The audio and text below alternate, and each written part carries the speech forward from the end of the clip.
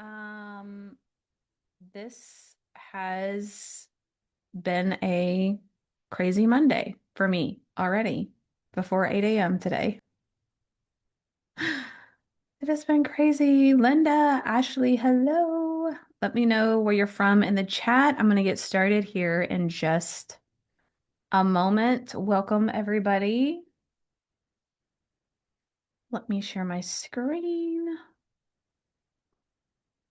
And I would love to know in the chat where you guys are from,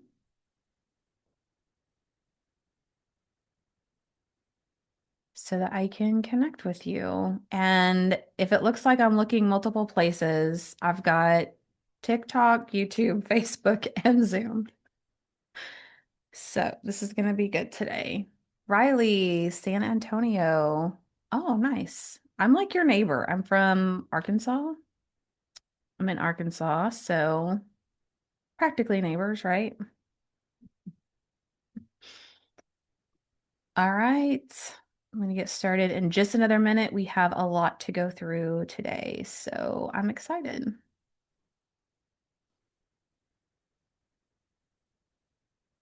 And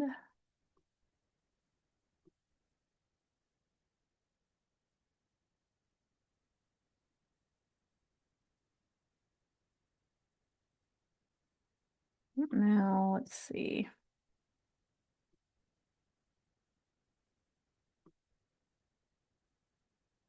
So I'm curious. Yeah, exactly. All right, Sandy, Riley, Pam, Mary, Debbie, Deanne. Sandy's from North Carolina. Deanne from Iowa, previously North Carolina. Deanne, you might be Sandy's neighbor, ex-neighbor. We don't know. Maybe. That'd be funny. But yes, welcome, welcome. All right.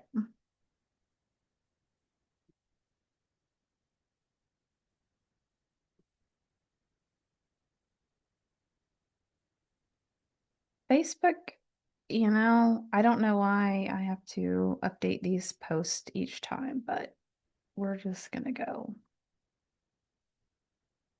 Okay.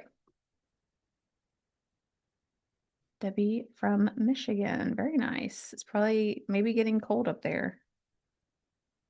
All right, we're going to go ahead and get started. I always like to start off with a prayer because I'm a faith-based person. And so I will start us off with a prayer. We have a lot to cover today, and I'm excited to get started. So let's do this.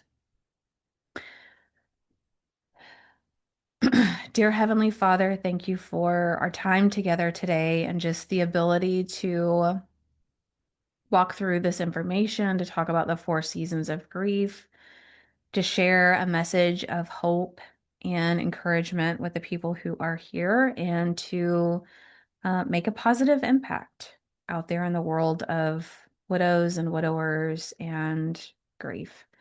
We ask for your wisdom and your guidance and just the ability to know that you have called us for more, that we still have a plan and a purpose, and that we are not forgotten. In Jesus' name, amen. So thank you for joining me in that. And as we get started here, I'll just give you a quick agenda. So, um, I am going to go through a version of my story. I know we have several new people that are joining us that maybe haven't heard it or haven't heard much detail about it.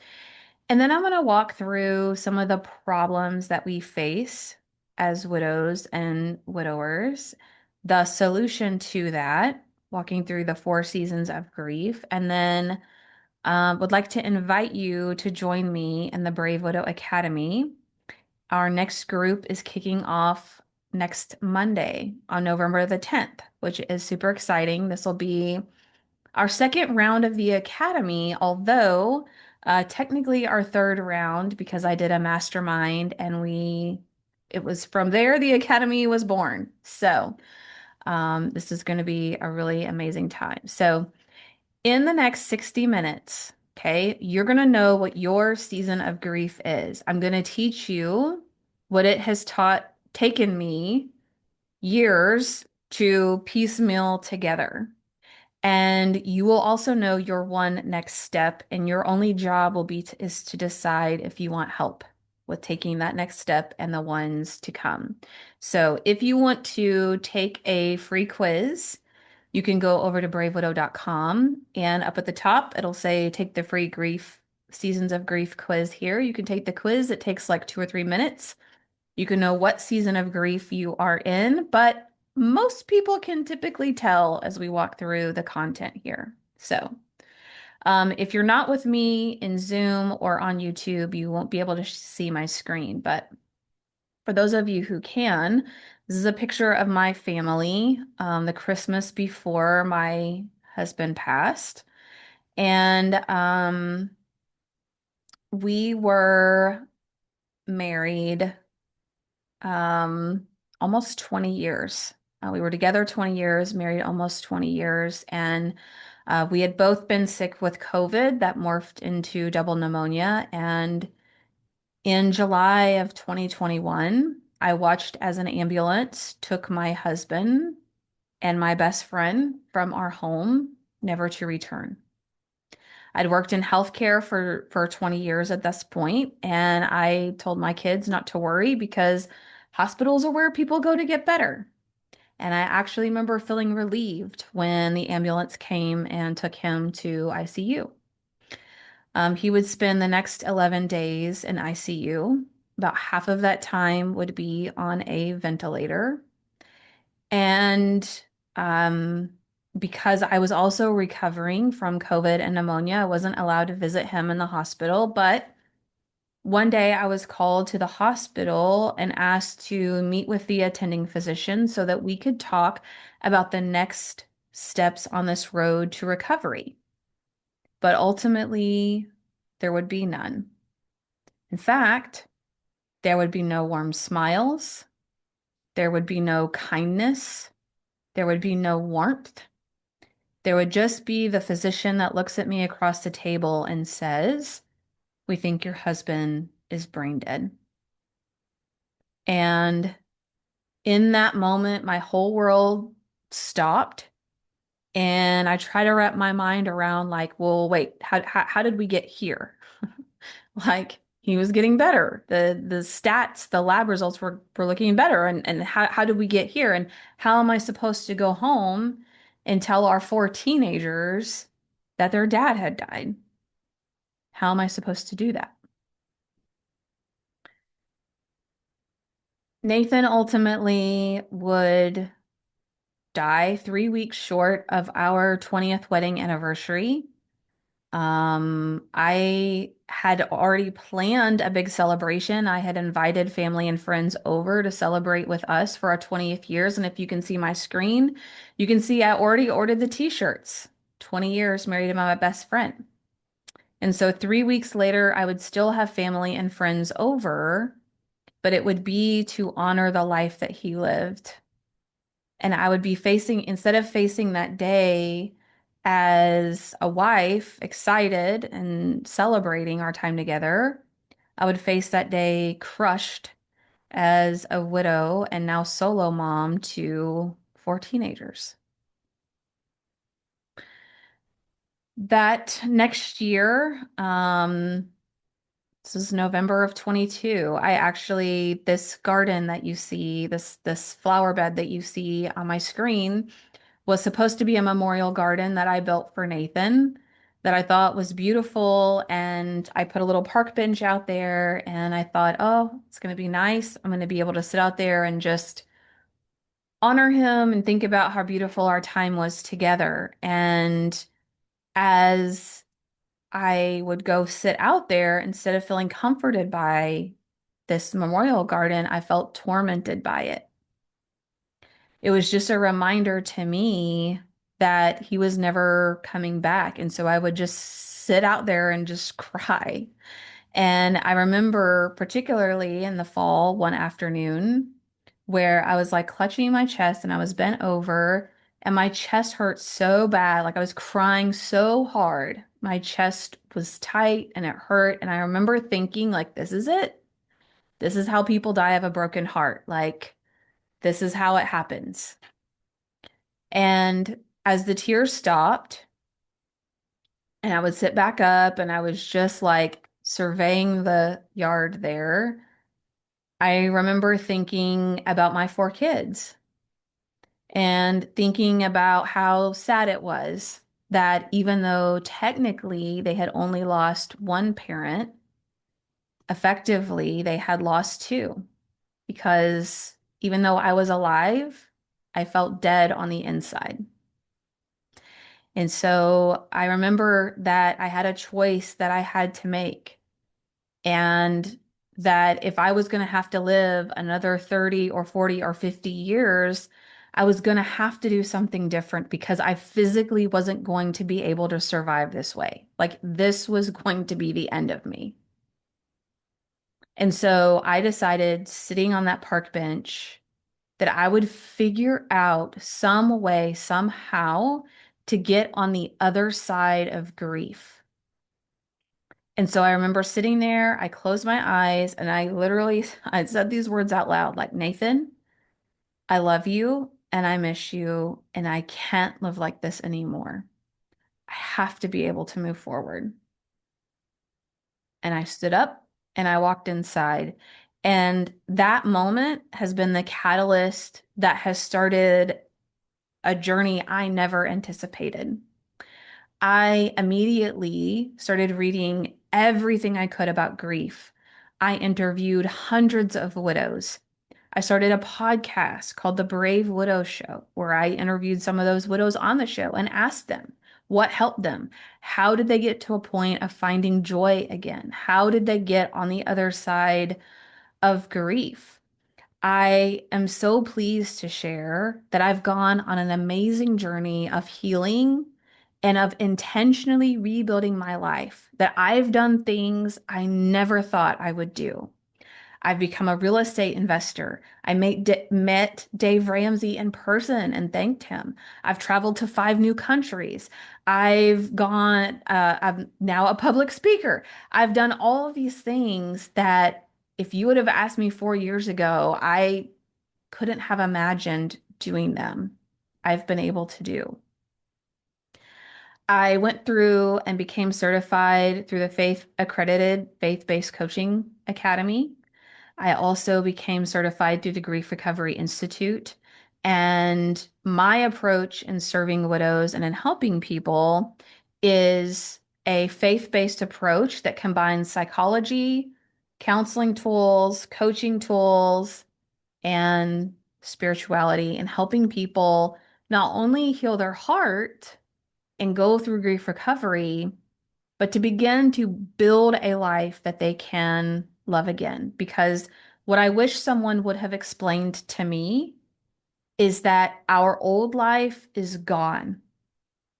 We want to go back to the past. We want to go back to the person that we had, and we want to go back to feeling normal, like the way that we used to feel. But what nobody explained to me is that our old life is over.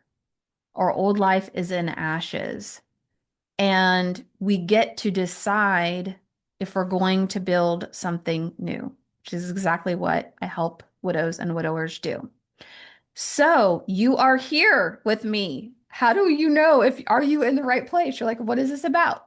So you are in the right place if you are tired of feeling stuck, numb, or lost, and you know that you want more out of life than just getting by.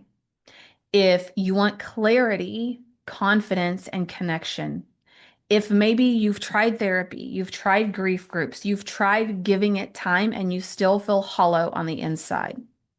If you're tired of waiting for it to just get better, for you to feel better, or you feel stuck and you're tired of just giving it time, you're in the right place. You are not in the right place, okay, if you would rather just wait for time to make things better. If you are looking for a quick fix, if you want the magic pill, if you are in a mindset that you can't do anything different, it will never get better, you're not even going to try, this is not for you. Okay. So after now having coached hundreds of widows and after mapping out these 4 seasons of grief and creating this roadmap, the if I had to boil down, like, why is this so hard? Why can nobody tell me what I need to do to feel better?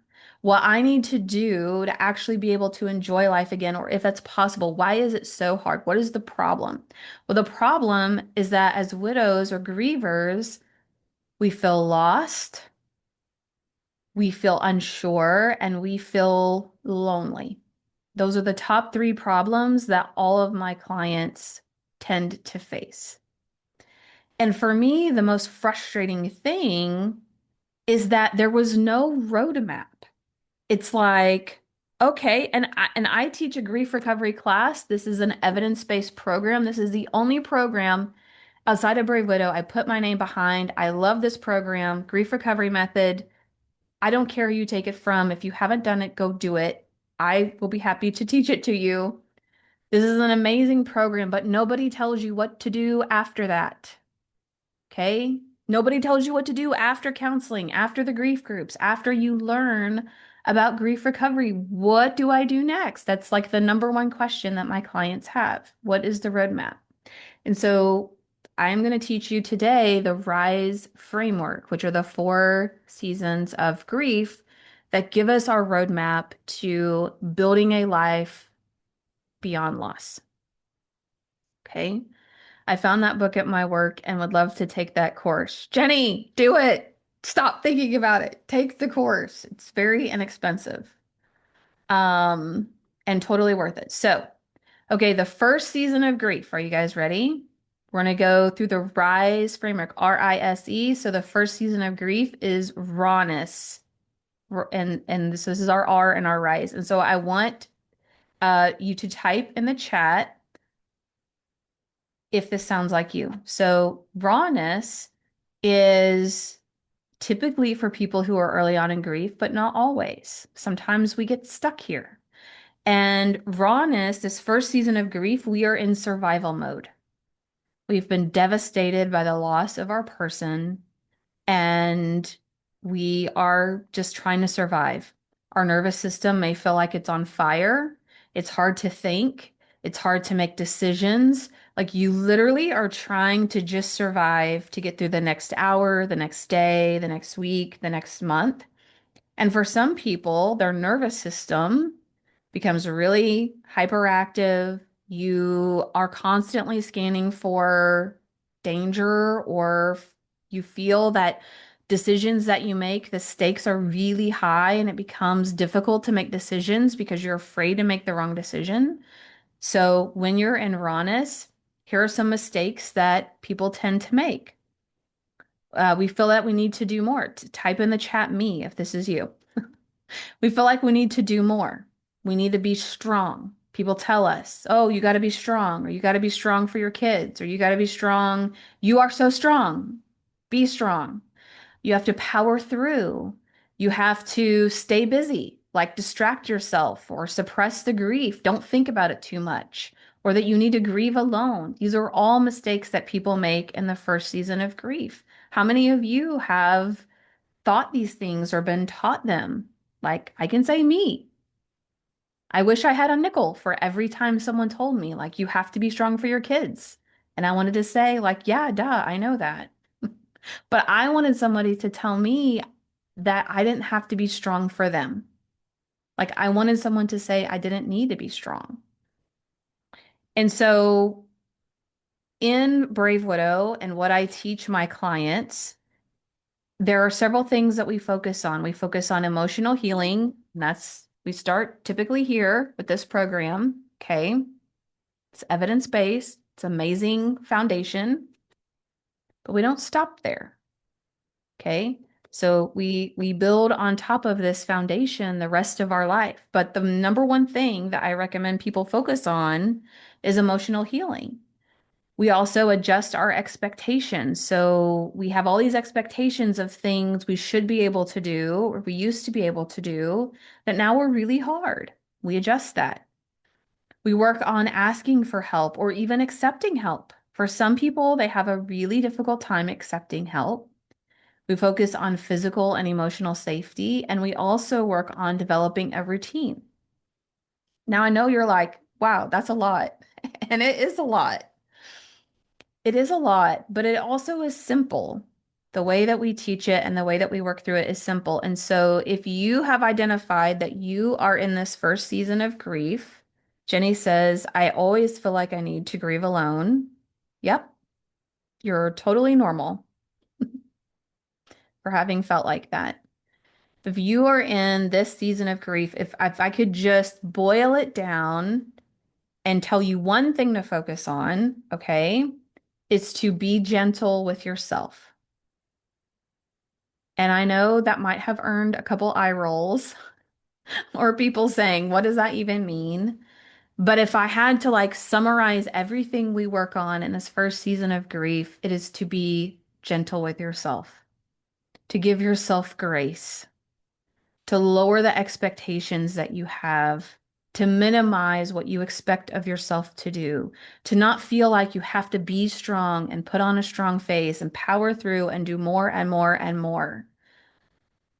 And when we have experienced a traumatic loss, we often feel like we have to do more and more and more because we have all those to-dos, right? We have to call all the companies, we have to get with an attorney, we have to notify the credit card places, we have to do all of these things. And in reality, we need to slow down and create moments of intentional safety. But if there was just one thing that I could invite you to focus on and to do, it would be to be so gentle with yourself. Melanie says, I have to remind myself to do this daily. Yes. Deanne says me. Sandy says me. Yes. Okay, so that's the first season of grief is rawness. That's survival mode. The second season now that we're going into is isolation. And if rawness is survival mode, isolation is maintenance mode. Jenny says, I think I'm still in that first season. And Jenny, that's okay. So in isolation, you may no longer feel like you're in survival mode, like you have your feet underneath you, you have your new routine, you can pretty much handle the day-to-day of what goes on in life. We have this new routine in place, and maybe you hate it. That was me. I got to a point where I was working, I was getting the kids where they needed to go, and I was like, is this it? This? Another 40 or 50 years of this? Like, this is my life now? Really, this? Isolation is also called that because I think about in grief that we turn inward because we're trying to survive. We're just trying to make it through the day, right? So we turn inward, we focus on ourselves, we like hibernate in this cave. And then as we start to get our feet underneath us, coming out of that first season, we're like coming out of the cave and we're looking around and it's like, where did everybody go? They've disappeared. The statistic is that widows will lose 75% of their social circle in the first year. Have you guys experienced that? I think for me, it was more like 90% in the first year. And so the season of grief can be incredibly isolating and lonely. And so mistakes that people tend to make in this season of grief is they t tend to isolate, they tend to stay in their cave and hibernate. They ghost people that invite them to do things. They join groups that don't fit them or that aren't on the same path as them. And they just wait to feel ready. Like they're just waiting to feel better. I mean, that's what people tell us, right? Like time heals all wounds. How many people have heard that? Type me or put an emoji in the chat if you've heard that. Like, oh, time heals all wounds. Just give it time and you'll feel better.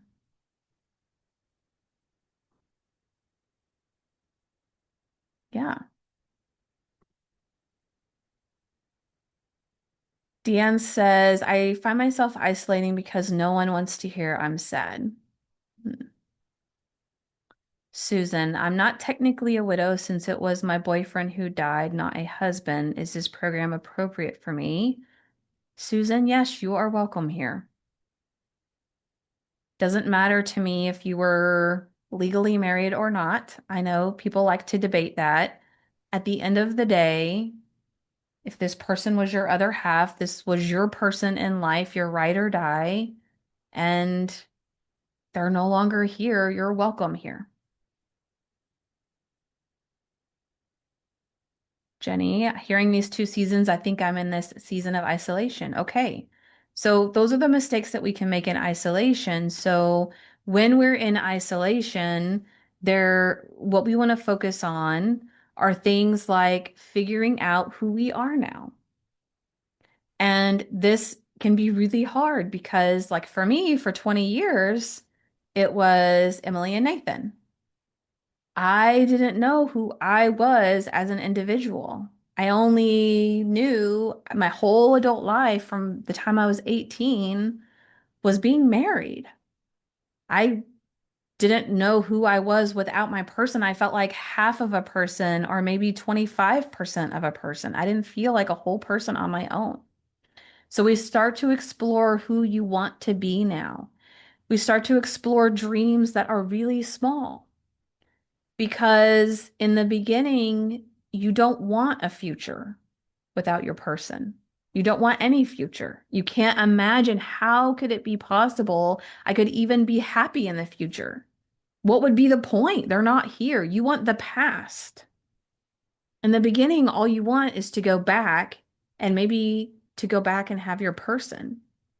So, trying to think about the future and what that might look like and how it would be possible you could have a good future seems really hard. So, we start really small.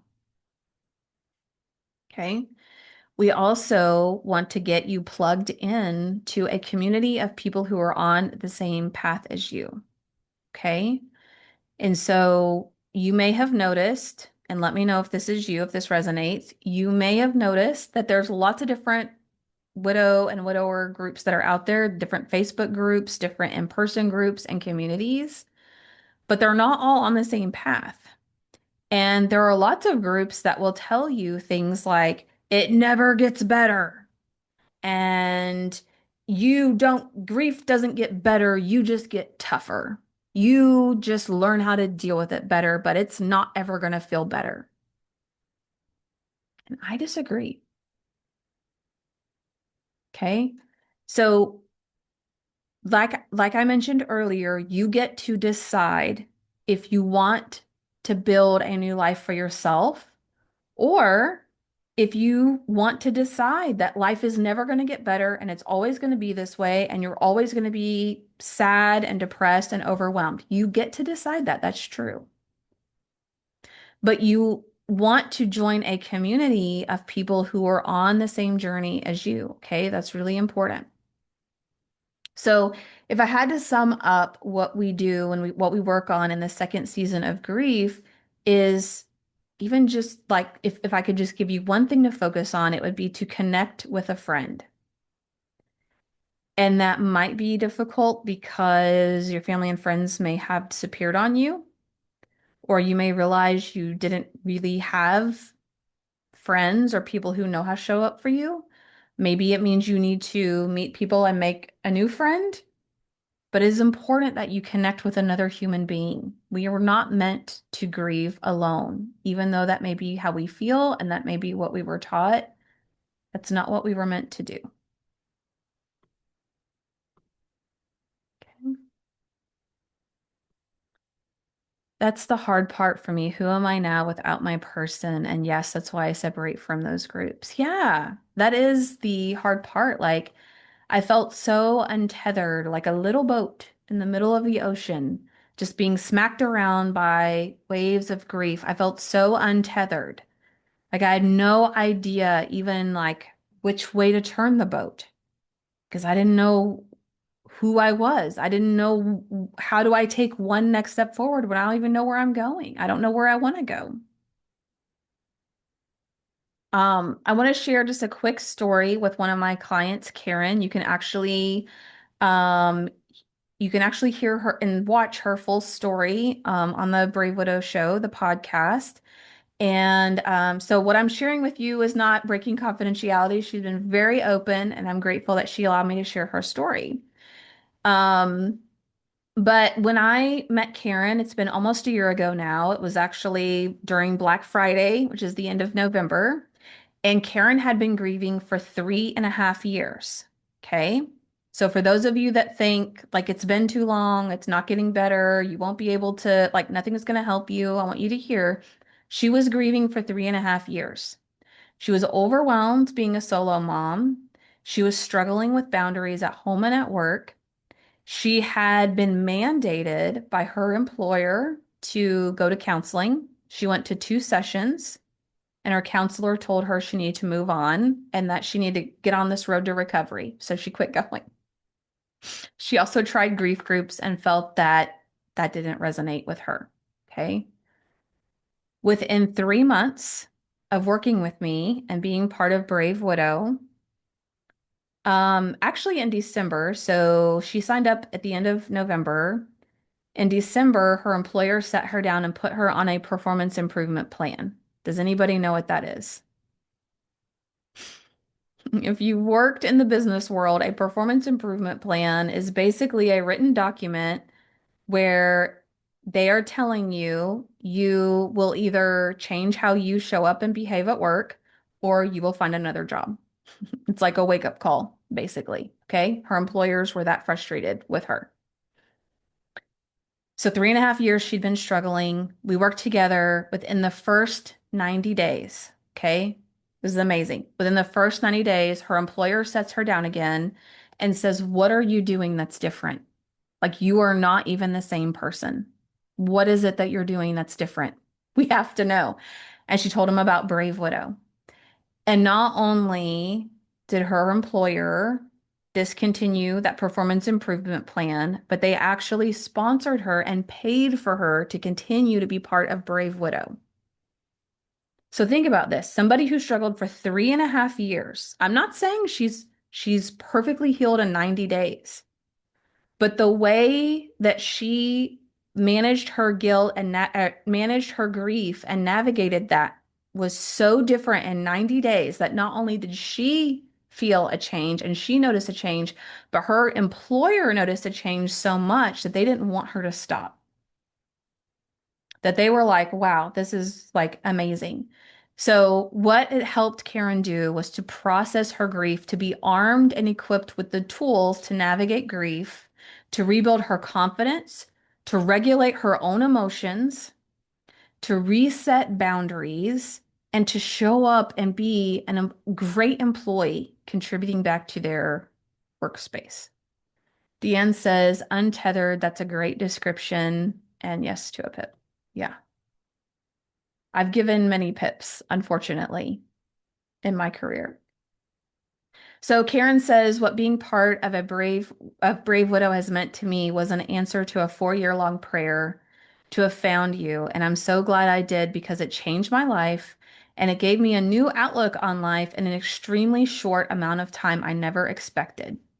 But it's happened and here we are. So you can watch Karen's full story on the podcast. You can also see an abbreviated version of her story on my website at bravewidow.com. All right, so we have the first season of Grief is Rawness. The second season is Isolation. The third season is Self-Discovery. Okay.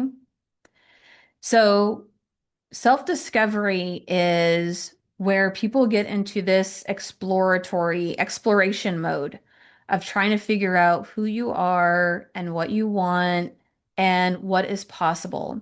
And this is the season where most widows are likely to get stuck.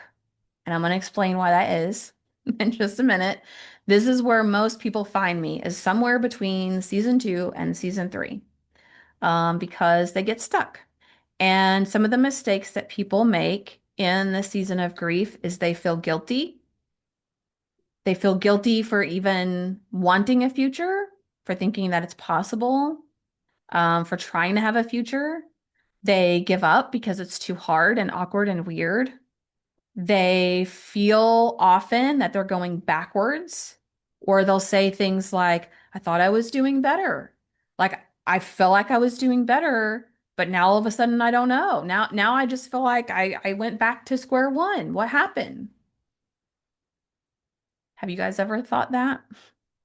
They also hold back a lot because there's a lot of fear and a lot of doubt and a lot of self-consciousness. My self-guilt drives me not to be here. Yeah. Okay. And so in self-discovery, we tend to get caught in this cycle. And so here's why that is. So as you are trying new things, right? So let's say you're coming out of isolation and you're like, okay, I'm facing the reality that if I'm going to live another however many years, potentially, I want to have a life. And so I go out to the movies or I go hang out with a friend or I go to a concert and I laugh or I go and try to do something that's proactive in my life. And then as soon as I go do that thing, a big wave of grief just hits me. And all of these thoughts pour in, which is like, why am I even trying this? What's the point? What am I doing? I'm supposed to be grieving. Why am I trying to do this, right? Or you try to go to a new place and it's hard and awkward and weird and you're nervous about going there and you don't know anyone and like I could share so many stories. I could go on and on and on about why this is so hard. And so people just tend to give up. They try something new, it's hard and awkward and weird, or they get hit with a wave of grief and they feel like they go right back to where they were. They feel like they've undone all of the healing they did so far, and they get discouraged and they quit, or they don't know exactly what to do. I'm going to butcher this name, and I'm deeply sorry. Mirielle says, I feel like I'm in between isolation and self-discovery. Please don't judge me that I know I'm not saying your name correctly. Deanne says, same here between 2 and 3.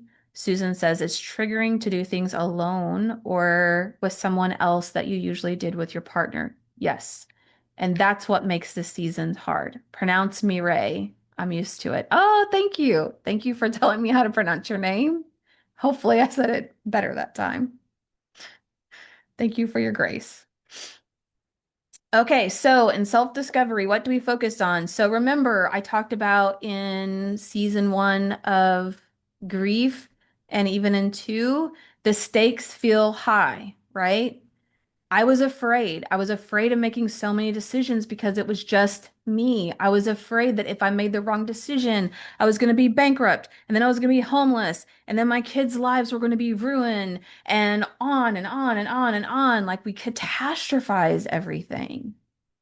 And so, what we learn to do in self-discovery, what I teach people to do is how to try new things, how to take risks where the stakes feel really low, how to have a capacity for both and, which is I grow my emotional capacity to miss my life, miss my person, be sad for what was, and learn how to love my life again.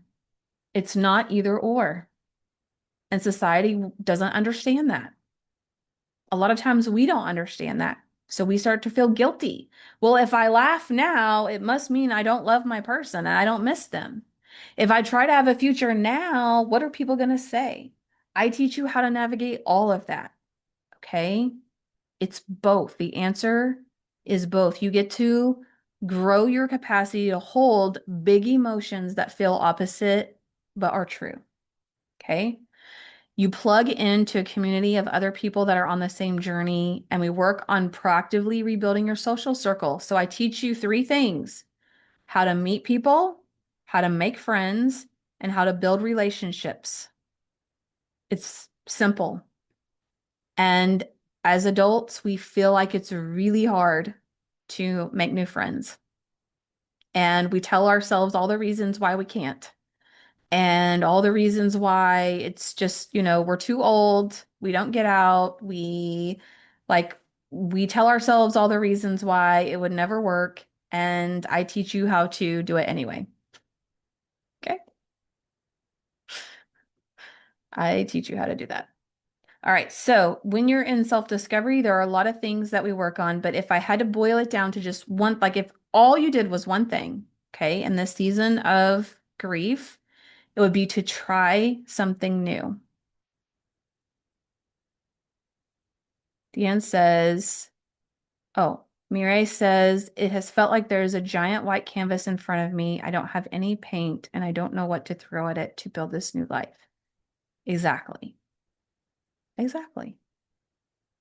Deanne says, OMG, yes, the guilt of moving forward and feeling like I'm letting him go. Yes.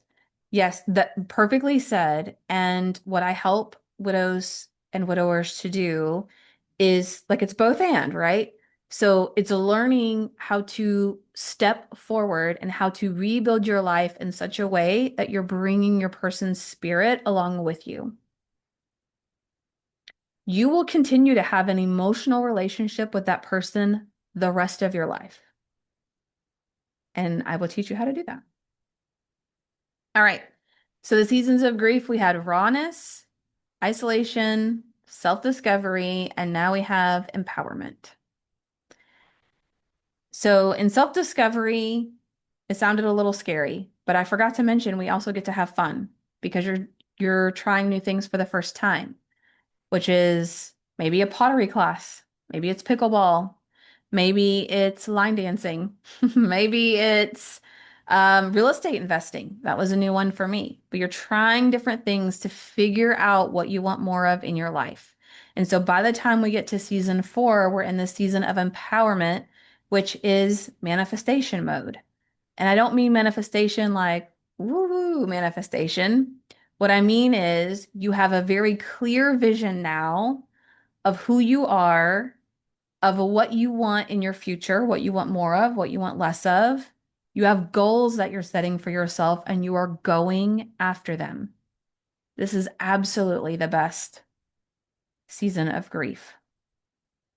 Some mistakes that people make in this season are people pleasing, being a victim of their circumstances, and settling for less.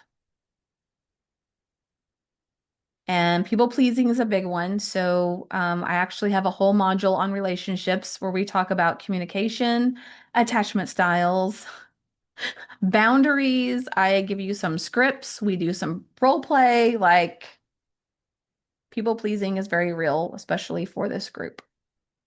Is it possible to bounce back and forth between stages? Yes, absolutely. And um, that is why ultimately I initially called it stages, and somebody said to me on accident, they said the seasons of grief.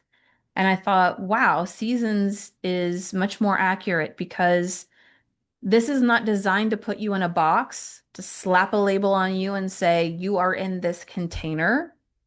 But it's just like the weather here right now in Arkansas. It's like 40 and wintry in the morning and like 75 in the afternoon. And then tomorrow it might be 80 and the next day it might be 50. And so these seasons are very like transitional back and forth. So I see this very much as the same as people kind of going between the seasons. That's fine. What this helps you do is just think about this like building blocks, right? So remember how I said the very first building block is often here, emotional healing. So we start with season 1 and we work on all the things in season 1. And then as we feel that that's a good foundation, we move on to season 2. And we work on the things in season 2 and we keep building and we keep building on top of those foundational things so that it doesn't feel like we're constantly imploding and falling back down to the beginning and we haven't done any work there. Oh my gosh. I feel this in my soul. Mireille says, okay, I could relate to every one of these stages. I don't feel as weird now. You know, being weird is not a bad thing. It's totally fine. Jenny says, that's why moving on scares me. I'm glad you just said that. Yes. I feel bad that I can't tell my girlfriend how bad things are. Reasons for that. Am I a scumbag for not sharing? You're not a scumbag for not sharing. And I think that you want to be open with them. And also, there's an art to it, right? Of not making them feel like the third wheel now in your relationship. And so that's definitely something I can help you with. Okay, so when we're empowerment, the things we want to focus on are clarifying your future desires, pursuing meaningful goals, growing yourself, and then eventually even leading or mentoring others. Okay. So if I just, though, was going to boil down this fourth season of grief of empowerment to one thing, just if I could just tell you one thing, decide what you want more of in your life. And this is also really helpful if you're like, I don't know what I want for my future. I don't know what I want to see. I don't know yet. Think about what you want more of in your life. How would you describe it? Would you want more adventure? Do you want more gentleness? Do you want more time freedom? Do you want more travel? Like any words that come to mind, what you want more of, we start to build that in. And Susan says, I want him back. And my heart goes out to you because I totally understand why it feels like that. And in the early days of grief or in the earlier seasons of grief, it absolutely does. And Susan, what I want you to know, the reason I share all four seasons of grief is because I want you to know that it doesn't always have to feel that way. That it might feel that way right now, that you want to go to the past and that you have like the future seems pointless and hopeless. But I just want to encourage you that it won't always be that way. Jenny says, I feel the same, Susan. I want my person back too. You know what? That makes you a normal human being. It does. Makes you a normal human. So I want to tell you real quick about one of my clients, Sue. Sue's an OG Brave Widow. I almost said Brave Widower, but that wouldn't be accurate. She's a OG Brave Widow client, friend for life. She's been with me 3 years now. And when I first met Sue, she hated being called a widow. And I totally got understood that because I hated it too. I felt like it was a label, like a black label, and I felt that widows were just old, sad cat ladies, like 90 years old, sitting in their house, just being sad. And that wasn't me. I didn't resonate with that. Um, I have since learned the error of my ways, and I since now wear that title of widow as a badge of honor because I know what it means to be a widow. I know what it means, the resiliency, the generosity, the service, the non-judgmental attitude so many of them have. Like being a widow is like, wow, I'm proud to be part of that community. I'm so proud of my Brave Widow tribe.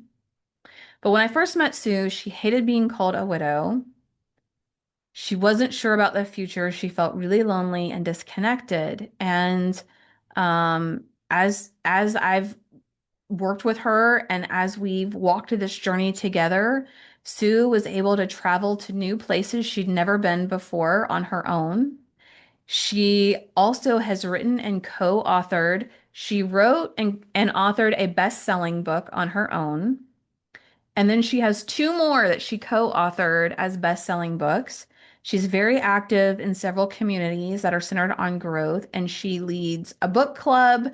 She leads a grief group. Like she helps other people who are grieving, and she's just a beautiful picture of someone who is thriving and who is totally in their fourth season of grief.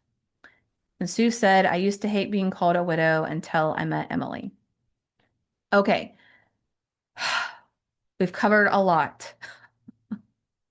So thank you for still hanging in there with me. Are you guys still with me? Are you still good? I know we covered a lot. So this, if you can see my screen, is just a recap of the four seasons of grief. So we had rawness, where we're in survival mode, isolation, maintenance mode, self-discovery, we're in discovery mode, And fourth is empowerment or in manifestation mode. Deanne says, I'm loving it. Great. Perfect. And so I love to let people know that most widows, where they find me or where they tend to get stuck is between seasons 2 and 3. They often feel like they're going back and forth, and sometimes they feel like they go all the way back to 1. Okay. So if that's you, guess what? That puts you in good company. That makes you normal. That makes you like 90% of my clients is if you're somewhere in season 2 or 3, Mireille says, Yay! Yes. That's where most people find me, is somewhere between 2 and 3. And most people that I work with have tried therapy, they have tried books, they have tried grief groups, and they have tried waiting. They've tried just giving it time. Okay. One of my DM's like, yep, done it all. One of my clients, Wayne, so he's a widower. People often ask if I work with widowers, and the answer is yes. And Wayne he took it upon himself to make the most beautiful testimonial video for me. So if you haven't seen it, go to Brave Widow and watch it. I was so humbled. And Wayne, some of the things that he said was he was going to grief groups and he was going to counseling every single day. And he was ready to give up because he felt like it didn't matter if he was going to counseling, he was going to grief share, like he was just felt like he was getting more and more depressed every single day. And another thing he said was that Emily gave me hope when I had no hope. And I am so honored to have walked this journey with him. And the past few months, Wayne's been in my group. He went through this program. This is where he started with me, was going through grief recovery class. He came to my class. He was recommended by another client of mine, Allison. By the second week of the class, he sent me an email. He's like, what else do you do? Like, this is good, but what else can you help me with? And he signed up as a client, and now he's part of the academy. Jenny says, I saw that and it was so good and encouraging. Yeah. So, what I want you to walk away with today is that you don't need more time. And so, if you watch any of the stories on the website or on my YouTube channel, one theme that you'll hear consistently is that time on its own does not help you heal your grief or move forward. It's time plus action that makes all the difference. And I think about it as like, if I was going to go to the gym because I want to lift weights and be stronger, it takes time. I can't just go work out for like 4 hours straight and lift a bunch of weights and magically I'm stronger. Like it does take time. I have to go consistently, but it's not just time, right? Because if I just gave it time and I sat on the couch, I'm not getting any stronger. It's time plus action that gives me different results. It's no different in processing your grief and choosing to build a life that you can enjoy again. Jenny says, I didn't have a great experience in one-on-one counseling. I wasn't able to open up and share. Yeah, so I think counseling and therapy are very helpful, can be very helpful. The trick with that, if I can even say it that loosely, is finding someone who's knowledgeable about grief and finding someone who's just a good fit. Like you have a good personality fit. And that's hard because you're meeting someone you don't know, you're trying to open up about vulnerable things, and it's hard to get a feel for if you're a good fit with that person. That's why I do these lives. That's why I do the free podcast, and I have hundreds of hours of free stuff out there because I want people to be able to feel like, yeah, I like this person, I like her accent, I like how she talks, or like, no, it's annoying. I can't handle it. Like, you get that up front. Okay, so just recapping what I shared earlier, the problems and the challenges. Deanne says, I've done it all and I'm still stuck. Well, Deanne, I can help you. That's my specialty is getting people unstuck. So the problems that we face that I mentioned in the very beginning are that we are lost, we are unsure, and we feel lonely. And so if we just crosswalk those, then the solution is we need guidance, we need confidence, and we need connection. What that looks like inside of Brave Widow is we provide coaching, we take action to rebuild confidence, and we have a strong community that helps give you that sense of connection there. Okay. So I told you in the beginning, in less than 60 minutes, you're going to know your season and your next step, which is what I shared with you in our discussion today. And your job is to decide if you want help, if you want to continue forward with help in these 4 seasons of grief. On the podcast, I do a deep dive on every single season individually on 4 different episodes and what to focus on in each one. You're welcome to go and study those. But if you would like help, if you would like guidance, then I would love to invite you to join me in the Brave Widow Academy. Deanne says, I found myself in a friend zone with my therapist and didn't get any help with in-laws. Oh. Mireille says, I came to the end of myself last night and finally looked up how to build a new life post-loss, and I found your podcast. Yay! Don't give up. Do not give up. Deanne says, thank you, Emily. I look forward to it. You are so welcome. Okay, so let me tell you a little bit about the Academy. I know we'll probably go a little over on time, but I will share the replay of this on YouTube. And also, I'm very accessible, right? So DM me, email me, emilybravewidow.com, schedule a consult call with me. I don't put pressure on people. I don't go through like this. This is the sales spiel, if you will, which is really an invitation for me to help you in the Academy, right? But there's no pressure on the consult call, and I can help give you more direct feedback on what I would do to get you unstuck and your next steps. So whether or not you decide to join, at least do the consult. I will email you your next steps, and you can take that and implement it yourself. You don't have to sign up. I'm not, you're not going to hurt my feelings, okay? I feel like my people, my tribe, can we even say that these days? I don't know. I feel like my people are called to me and are go join and yeah. Okay. So if you go to bravewidow.com/academy, we're kicking off our next group of the Academy on Monday, November the 10th. We already have 5 people who have pre-enrolled and who are ready to start on Monday. Our calls are on Mondays from 3 to 5 Central Time. So if you're Eastern, that's 4 to 6. If you're on Mountain Time, it's 2 to 4. Pacific Time is 1 to 3. Okay.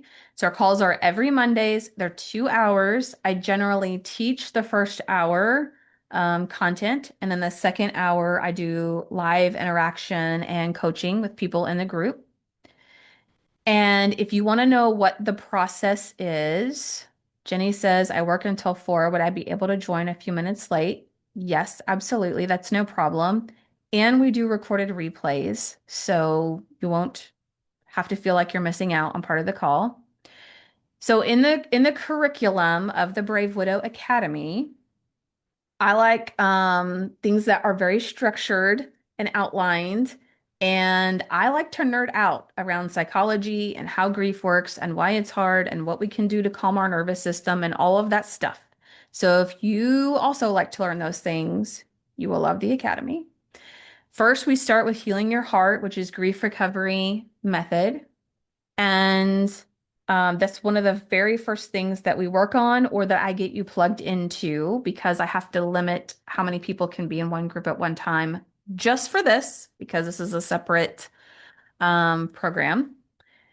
So when we kick off the academy, we actually start with how to escape, how to get out of survival mode. And I have a system called the Chaos to Calm Blueprint. So that's the first module we work through.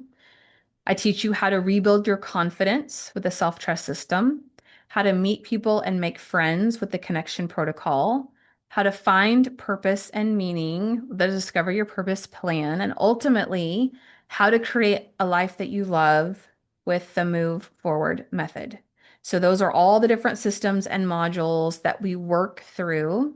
Susan asked how many weeks. So it's a 6-month program. So some of these modules are, I would say, 4 weeks, some are 6 weeks, just kind of depending on which one that we're in. But overall, the academy is 6 months long. And here are some things that people had to say about it, but I also encourage you to go to bravewidow.com and watch some of the video testimonials and read some of the comments from people. I also hosted a session for people who are in the academy that started in August. I held a session today and I asked them, what's working well about it? What would you change about it? And what would you tell people who are on the fence about it? And so later this week, I'm going to reveal some of the things that they shared. I took fast and furious notes so that you guys can hear from or read from, I'll say, people who are in it right now. The first group had 15 people in it. Do we need the Grief Recovery Handbook before the course starts, Riley? No, you do not. I am going to ship it to you, so it will be included. And this course, I have sold separately for $400. It's an 8 week, this is an 8 week program that I walk people through. Um, and so I have sold it separately for $400, but if you sign up for the academy, that is included, and I will ship you your book that is included as well. So you don't have to worry about that at all. And you're also going to get Riley, because I think you signed up. Yep, you signed up to start Monday. Riley is in the academy. Come join Riley and 4 other of our Brave Widow peeps. Um, and so, Riley, you're actually going to get a whole Brave Widow Academy. You're going to get a swag, I don't know what to call it, like a kit, a packet. But I have all kinds of Brave Widow Academy swag things I'm sending your way, plus a pep rally kit as well, that you'll be getting with some secret things in there. But yeah, it's an academy. We have to have a pep rally. Um, One of my coaches was like, is it appropriate to have a pep rally for people joining a grief thing, the Brave Widow Academy? And I'm like, of course. We don't have to cry in every session. Okay, so joining the academy, it is a one-time investment of $3,000 to join the academy. This is a 6 month program. And this has been my favorite offer that I've ever done inside of Brave Widow and the most accessible offer because even though it's a group program, you're still going to get some one-on-one time with me.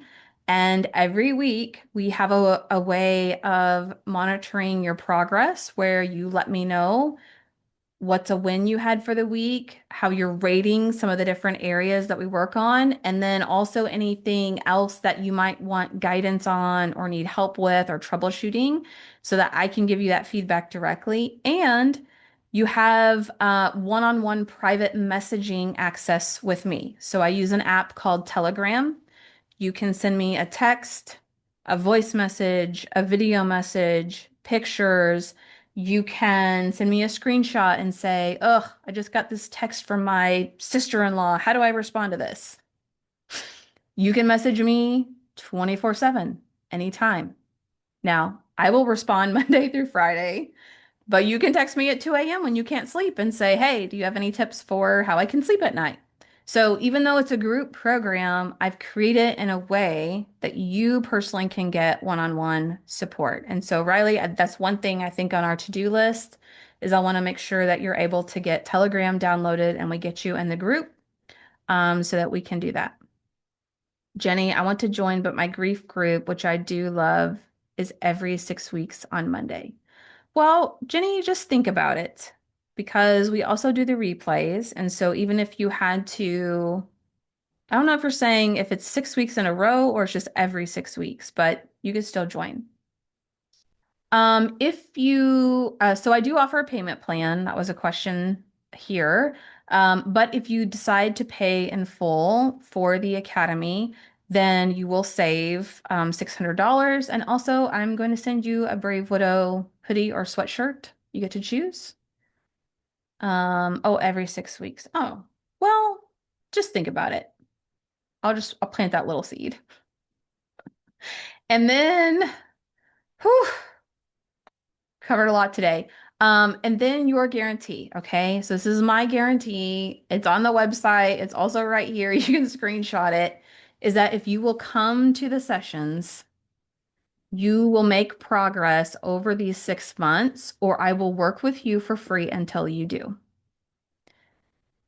And how do I know you're making progress? Because we track progress every week. We have a way of you to track progress and memorialize your wins and to track the things that you're working on. And it's a very simple process, so it's not overwhelming. I carve out time to do it on the call, so that you can do that. And so we track confidence, we track relationships, we track how you're processing grief, we track how you feel about your routine, and we track your sense of purpose and your sense of meaning. And so you're going to rate those on a scale of 1 to 10 every week. We're going to put in some notes and we're going to be able to show and reflect on your scores and how you rated things in the beginning and all the way through the 6 months. And that's how I know if you're struggling, right? Like if you're normally rating things fours and fives, and then one week you come in and it's like all twos, then I know, like, oh, this person rated things all twos. Something's going on. I need to reach out to this person and figure out like what has happened this week and help them get back on track.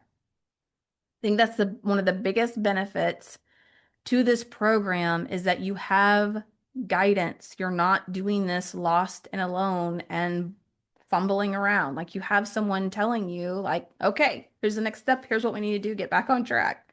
Like it's okay. Can we do a consult with you prior to starting Monday? Deanne asked. Yes, absolutely. And anyone can schedule a consult. Go to bravewidow.com. This is actually, I'll show you how to schedule a consult.